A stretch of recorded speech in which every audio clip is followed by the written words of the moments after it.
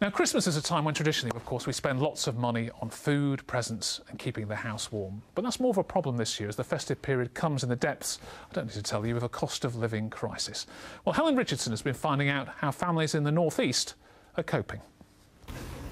It's a stressful time for many, with the cost of food, there's presents to buy, there's family to visit, and then Christmas trees and decorations on top. And our budgets are tighter than ever.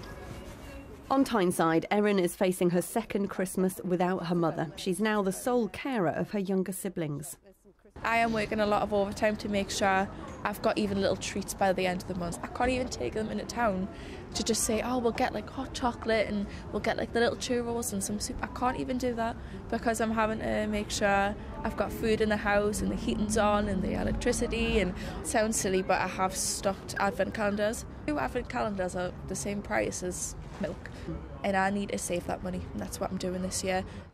This year, Erin's getting her entire Christmas dinner for free from this charity in Gateshead. It would be half of my food shopping if I just got a turkey, and that is far too much, and then that means I wouldn't have been able to feed the kids for a week. The charity says it's supporting more people than ever.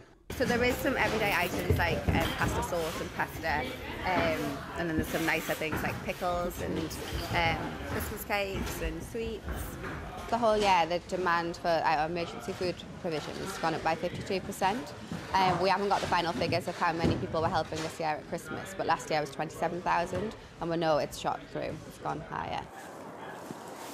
In Meadowell on North Tyneside, another family is struggling to get by on their benefits. So I'll not be able to get what we need for Christmas. Treat me baby to everything what he needs. Can't buy him expensive stuff because we can't afford it, and just get shopping what we can.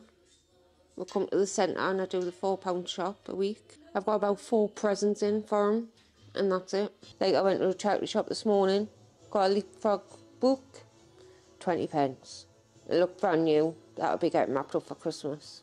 Again, the local community's stepping in, donating gifts for children who otherwise wouldn't get any.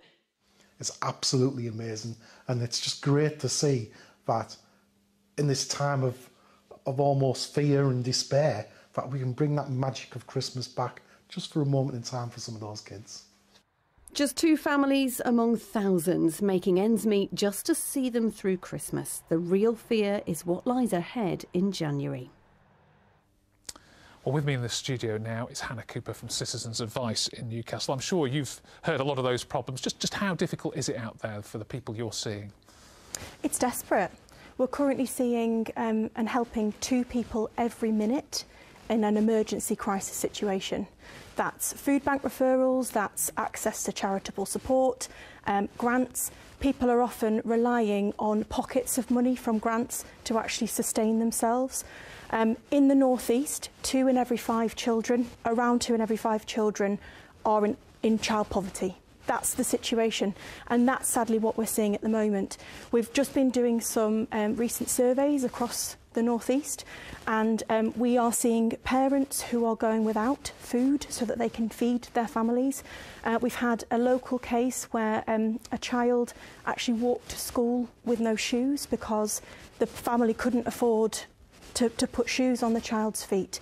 I mean, it's really, really, really serious. What advice can you give people if they are literally at the stage where they feel they've run out of money? Are there places they can still turn? Yes, absolutely. So the main message is there's still help available. One thing that I would say is please do keep the main room that you're living in warm to 18 degrees as a minimum.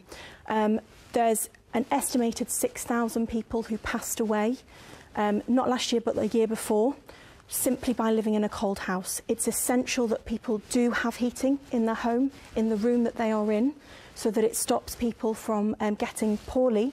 But what I would also say is that if people are struggling to put the heating on, then please do contact your energy supplier because they have a duty to help. What about our local authorities? Is there help available there?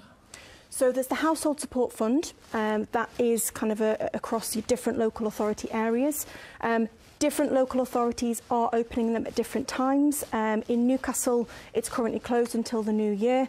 There are other grants and things available, but what I would say is that you know, contact your energy supplier, and please do make sure that, you know, you can contact for any financial hardship assistance from your energy supplier. OK, and obviously come to you as well if people do feel desperate to see what help they can get.